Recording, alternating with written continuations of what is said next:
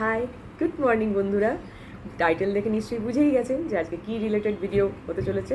হ্যাঁ, এক্সারসাইজ নিয়ে। আমি প্রেগনেন্সিতে কী এক্সারসাইজ করেছি তো সেটা নিয়ে ভিডিও বানাবো। আর তার সঙ্গে বলবো যে আমার ফার্স্ট প্রেগনেন্সিতে আমি একদমই এক্সারসাইজ করিনি, তার জন্য কী ফল পেয়েছি, আর এই সেকেন্ড প্রেগনেন্সিতে আমি এক্সারসাইজ করে কী ফল পেয়েছি, দুটোরই ডিফারেন্স বলবো।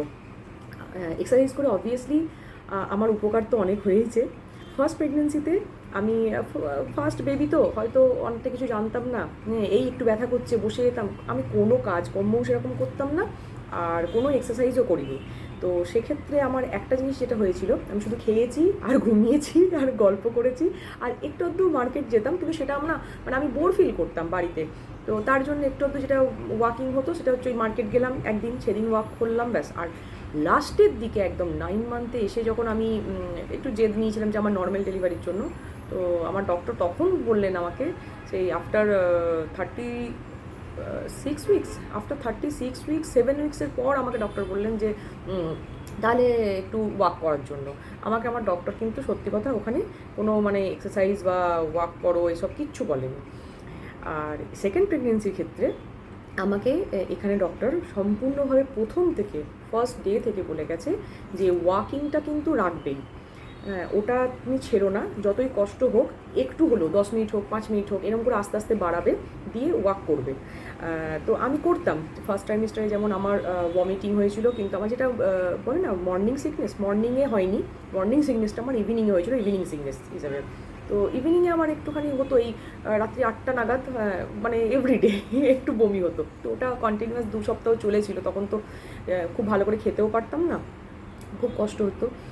তো সেই সময়তে আমি যেদিন যেদিন খুব কষ্ট হচ্ছে, হয়তো একদমই উঠতে পারছি না, সেদিন আমি ওয়াক করতাম না সত্যি কথাই।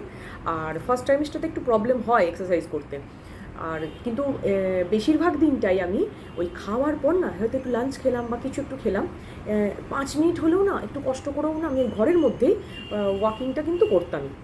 তাতে কী হতো, আমি একটা জিনিস নোটিস করেছিলাম, ফার্স্ট প্রেগনেন্সিতেও আমার ভমিটিং হয়েছিল, কিন্তু ফার্স্ট প্রেগনেন্সিতে আমার ভমিটিং না মানে মানে আটকায়নি, সেই সারাদিনে হতো একটা যেন সেই ল্যাথার্জি ভাব এরকম থাকতো। কিন্তু এই ক্ষেত্রে আমি দেখলাম এই যে খাবার পর 2 টাইম আমি একটু একটু করে যে ওয়াকিং করতাম, তার জন্য না আমার কিন্তু মানে খাবারটাও ঠিকঠাক হজম হতো, এবং আমি একটু না মানে গায়ে সেই শক্তি পাওয়া না, জোর পাওয়া না, সেটা কিন্তু পেতাম। মনে হবে যে আমি হাঁটতে পারছি না, কিন্তু একটু কষ্ট করে হেঁটে নিলে না ঠিক মনে হয় যেন হ্যাঁ আমি তো এনার্জি পাচ্ছি, এরকম মনে হয়। তো সেটা আমার সত্যি কথা উপকার হয়েছে। আমাকে ডক্টর যেভাবে বলেছিলেন যে একটু কষ্ট করে করতে আর স্ট্রেচিংটা করতে, কারণ সেই সময় ওঠা বসা এরকম করে তো কোনো কিছু এক্সারসাইজ করতে বারণ করে, কারণ মিসক্যারেজ হয়ে যাওয়ার চান্স থাকে, অনেক কিছু চান্স থাকতে পারে। হ্যাঁ, তো প্রবলেম হয়। ফার্স্ট ট্রাইমেস্টারটা খুবই মানে কী বলে ওটাকে, একদম পুরো আলতো হাতে মানে পার করতে হয় এরকম বলে। তো তো তার জন্য আমার ডক্টর বলেছিলেন যে তুমি বসে বসে স্ট্রেচিং এক্সারসাইজ, যেমন হাত তুলে এক্সারসাইজ, একটু পায়ের যেমন আপ ডাউন করা এক্সারসাইজ, হ্যাঁ আঙুলগুলো একটুখানি যেমন স্ট্রেচ করা, এসবগুলো আমি কিন্তু বসে বসে করতাম। তো আমার এই সেকেন্ড প্রেগনেন্সিতে আমি প্রথম থেকে শেষ পর্যন্ত একদম কন্টিনিউয়াসলি আমি কিন্তু এক্সারসাইজ করে গেছি। আর 5th মান্থের পর থেকে যেটা একটু হার্ড এক্সারসাইজ বলে, যে হ্যাঁ যেগুলো একটু ওঠা বসা করা, হ্যাঁ তো সেই সব এক্সারসাইজগুলো আমি কিন্তু 5th মান্থের পর থেকে করেছি। তো 5th মান্থের পর থেকে শুধুমাত্র ডক্টর আমাকে স্কোয়াটটা করতে বারণ করেছিলেন, তো ওই জন্য স্কোয়াটটা আমি আফটার 7 মান্থের পর থেকে আমি করেছিলাম। কিন্তু 5th মান্থের পর থেকে বাকি আরও অনেক কিছু। আর আমি বসতামও বাটারফ্লাই পোজ করে, অলওয়েজ খাটে বসছি বা সোফাতে বসছি, যখনই বসছি আমি তখন বাটারফ্লাই পোজ করে বসতাম। তাতে কি হয় না, এই যে থাই পোর্শনটা হয়, এগুলো না যেগুলো আমাদের ফুলে যায় মোটা হয়ে যায় বলে, এগুলো কিন্তু সত্যিই হয় না। আমি আমার ফার্স্ট প্রেগনেন্সিতে আমি ওয়েট গেইন করেছিলাম আমার ওয়েট থেকে আরও 16 কেজি বেশি। আর আমার এই প্রেগনেন্সিতে আমি এক্সারসাইজ করে আমি মাত্র 9 কেজি ওয়েট গেইন করেছিলাম। আমার যা ওয়েট সেখান থেকে মাত্র 9 কেজি ওয়েট গেইন হয়েছিল। তো সেই হিসাবে আমার পেটটাও ছোটোও ছিল। মানে আমার এটাই মনে হচ্ছে যে হয়তো আমি এক্সারসাইজের মধ্যে আছি, তো আমার মধ্যে ফ্যাট ব্যাপারটা না কিন্তু আসেনি। আর খাবার দাবারও কিছু মেনটেন করেছিলাম, যে মানে একটু রুটিন মাফিক খাবার দাবারও করেছিলাম, যাতে আমার পেটও ভরে, সমস্ত নিউট্রিশনটাও যাতে যেন যায় সেটাও করেছিলাম। তো এমন নয় যে ক্রেভিং হয়নি, আমি সুইটও মানে সুইটটা খুব একটা খেতাম না। সুইট বলতে সন্দেশটা ভালো লাগতো, রসালো মিষ্টি ফিষ্টি কিছু ভালো লাগতো না, সেরকমও খাইনি যে সুইট খেলে মোটা হয়ে যায় বা এরকম কিছু, কিন্তু তা নয়। কিন্তু আমি যেটা বলতে চাইছি সেটা হচ্ছে এক্সারসাইজ করে, স্ট্রেচিং করে, সমস্ত কিছু করে আমি সুস্থ বোধ করেছি নিজেকে। তো আমি আমার এই প্রেগনেন্সিতে কী কী এক্সারসাইজ করেছি, কী কী তার তার একটা ছোট্ট ভিডিও আমি করে রেখেছি। যখন আমি 9 মান্থ ছিলাম তখন আমি এই ভিডিওটা শ্যুট করেছিলাম। তো এরপর আপনারা ওটা দেখুন। তো কিন্তু মানে আমার বক্তব্য হচ্ছে, আমাকে ডক্টর যেরকম যেরকম বলেছিলেন আমি সেরকমই কিন্তু করেছি। আমি নিজে থেকে কিন্তু কোনো এক্সারসাইজই করতে যাইনি, যে আমি নিজে থেকে কিছু করব এটা কিন্তু করিনি। তো আমার যেহেতু সব কিছু নর্মাল ছিল, সেই জন্য ডক্টর আমাকে বলে দিয়েছিলেন অনেকের ক্ষেত্রে নর্মাল অনেক কিছু থাকে না, তখন সেক্ষেত্রে ডক্টর বেড রেস্ট দিয়ে দেন, তো তাকে বেড রেস্ট নেওয়াটাও উচিত। হ্যাঁ, তো আমার ক্ষেত্রে ভগবানের কৃপায় সব কিছু নর্মাল ছিল বলে আমি এরকম এক্সারসাইজ করতে পেরেছি। কিন্তু হ্যাঁ, আমার এমন নয় যে নর্মাল ডেলিভারির জন্যই যে এক্সারসাইজ করতে হবে, সি সেকশনের জন্য নয়। আমার তো যেমন দুটোই সি সেকশন, কিন্তু এটা সেকেন্ডটাও আমার সি সেকশনই হয়েছে, কিন্তু আমি তাতে অনেকটা সুস্থ। আমার ফার্স্ট প্রেগনেন্সির থেকে আমি সেকেন্ড প্রেগনেন্সিতে আমি নিজেকে অনেকটা স্ট্রং মনে করছি, ফিল করছি। তো আমার সেই জন্যই মনে হয়েছিল যে এই জিনিসটা যদি আপনাদের সাথে একটু শেয়ার করি, যে একটু বসে বসে যারা ভাবে যে হ্যাঁ এক্সারসাইজ করবো কি করবো না, তারা অ্যাটলিস্ট একটু হাতের স্ট্রেচিং, একটুখানি পায়ের স্ট্রেচিং এইটুকু অন্তত করতেই পারে। তো আমি এটা উপকার পেয়েছি বলে আপনাদের সঙ্গে শেয়ার করলাম। তো আপনারা এখন দেখে নিন আমি কী কী এক্সারসাইজ করেছি। আমার ঘরে ডাইনিংয়ের জায়গাটা খুব ছোট, তো সেখানে যেটুকু জায়গা পাওয়া যায় সেখানেই বসে আমি এক্সারসাইজটা করি। তো এই যে স্ট্রেচিং এক্সারসাইজটা দেখছেন যেটা করছি, এই স্ট্রেচিং এক্সারসাইজটা করলে না সত্যি খুব উপকার পাওয়া যায়। আমি তো বেডে বসে বসেও এক্সারসাইজ করতেও আপনাদেরকে বলেছি, যেমন ধরুন বাটারফ্লাই করা, কিছুটা ধরুন যেটা নিঃশ্বাস প্রশ্বাসের যেটা এক্সারসাইজ বলুন, হ্যাঁ, তো সেগুলো ব্রিদিং এক্সারসাইজ যেটা অ্যাকচুয়ালি, তো সেগুলো সব আমি বেডে বসেও করতাম। এটা সকালবেলা মর্নিংয়ে তখন একটু ম্যাট পেতে বিছিয়ে এক্সারসাইজ করতে মন যেত, তাই করতাম। কিন্তু আমি এক্সারসাইজটা এভরিডে করারই চেষ্টা করতাম, হয়তো এক আধ দিন বাদ গেছে, বাট এভরিডেই আমি করেছি। এই যে ঘাড়ের এক্সারসাইজ বলুন, তারপর হাতের এক্সারসাইজ, পায়ের এক্সারসাইজ, মানে যেটা স্ট্রেচিং এক্সারসাইজ, এতে কি হয় বলুন তো, প্রেগনেন্সিতে একটা কমন প্রবলেম থাকে, সেটা হচ্ছে পা খিঁচে যাওয়া, মানে পাটা টান ধরে যায় ঘুমের ঘোরে, খুব কষ্ট হয়। কিন্তু ওটা আমার ফার্স্ট প্রেগনেন্সিতে কিন্তু আমার প্রবলেম হয়েছিল, আমার এভরিডে ওই পা খিঁচে যেত। হয়তো মানে কোনো এক্সারসাইজ করিনি তার জন্য, ভারী হয়ে গেছিলো শরীরটা তার জন্য, সেটা হয়তো হবে। কিন্তু এই প্রেগনেন্সিতে আমি একটা দিনের জন্য কিন্তু আমার পা খিঁচে যায়নি, একদিনও এমন হয়নি যে আমার পায়ে টান ধরেছে বা ঘাড়ে খুব প্রবলেম হয়েছে। আমার এটা ফার্স্ট প্রেগনেন্সিতে প্রবলেম ছিল, তো সেই জন্য আমাকে ডক্টর বলেছিলেন যে স্ট্রেচিংগুলো করলে ওই প্রবলেমগুলো কিন্তু ফেস করতে হয় না। তার সেই জন্য আমি এগুলো করতাম। হ্যাঁ, তার সত্যিই ফলাফল পেয়েছি, আর ফলাফল পাওয়াতে খুব মানে আনন্দ হচ্ছে বলেই আপনাদের সঙ্গে সবার সঙ্গে এটা জিনিসটা শেয়ার করছি, যে ফল সত্যিই পাওয়া যায়। কিন্তু খুব কষ্ট হয়। এটা 9 মান্থের আমার ভিডিও, তো 9 মান্থেও কিন্তু ওই পেটটা একটু অনেকটা ভারী হয়ে যায়, তো তার জন্য একটু এক্সারসাইজ করতে, উঠতে বসতে একটু কষ্ট হয়। কিন্তু তারপর জানেন তো শরীরটা খুব হালকা লাগে, মানে খুব হালকা ফিল করি, যে বেশ ভালো লাগছে, খুব এনার্জেটিক ফিল করি, এরকম কিন্তু হয়।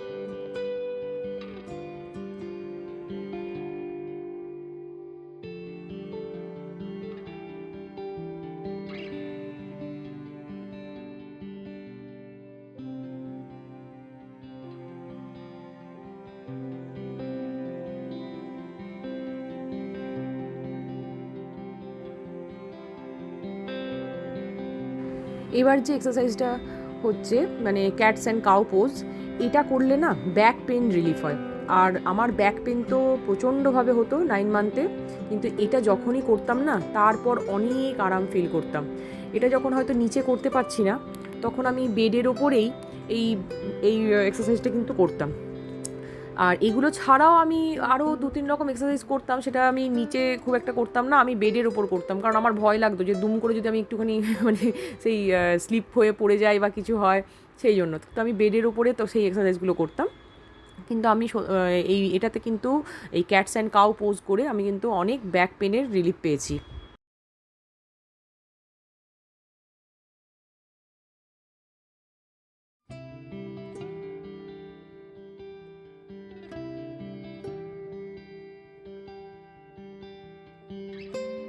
এইগুলো ছাড়া ওই যে দেখলেন মলাসন, তারপর চেয়ার ধরে স্ট্রেচিং করেছি, ডাক ওয়াক করেছি, এগুলো সবই 3টে সেট কিংবা 5টা করে সেট করে আমি করতাম এক্সারসাইজগুলো।